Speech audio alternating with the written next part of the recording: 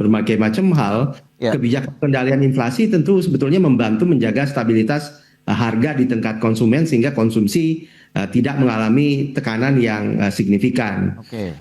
Hai Pak Jimmy, Halo, tadi habis acara apa Pak? tadi baru rekaman untuk program market review-nya di IDX Channel. Oke Pak, Pak Jimmy, aku pengen nanya nih. Bapak selalu menekankan bahwa PFI hadir untuk membantu organisasi membaikkan Pak. Bagi Bapak pribadi, kenapa penting bagi sebuah perusahaan konsultan seperti Proven Force Indonesia untuk tidak hanya fokus pada efisiensi klien, tapi juga harus punya dampak nyata dalam membangun kapasitas manusia dan komunitas di Indonesia, dan bagaimana prinsip giving back Bapak jaga selama 23 tahun ini, Pak?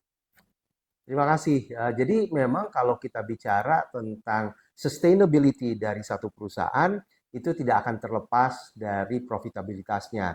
Kemampuannya untuk mencetak revenue, kemudian mengelola juga operational cost-nya sehingga dia bisa menghasilkan profit yang pada akhirnya bisa nanti dijadikan modal untuk pengembangan selanjutnya. Tapi kita juga harus sadar, zaman sekarang ini perusahaan itu nggak bisa hanya berpikir tentang profitabilitas, tapi dia juga harus berpikir tentang bagaimana supaya ada dampaknya, ada impact terhadap society. Nah, ini bisa dilakukan dengan berbagai macam cara.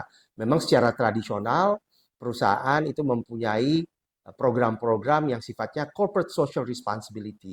Jadi bagaimana bisa giving back gitu ya kepada masyarakat, giving back kepada customer dan stakeholder lainnya. Untuk saya giving back itu sangat penting karena kita tentunya mendapatkan kesempatan untuk bisa berbisnis, mendapatkan kesempatan untuk bisa berkiprah.